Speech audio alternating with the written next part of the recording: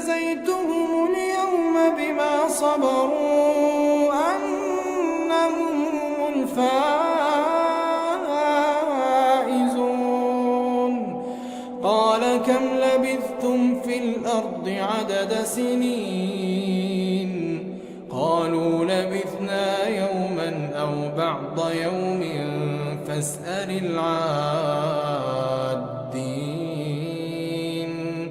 قال إن لبثتم إلا قليلا لو أنكم كنتم تعلمون. أفحسبتم أنما خلقناكم عبثا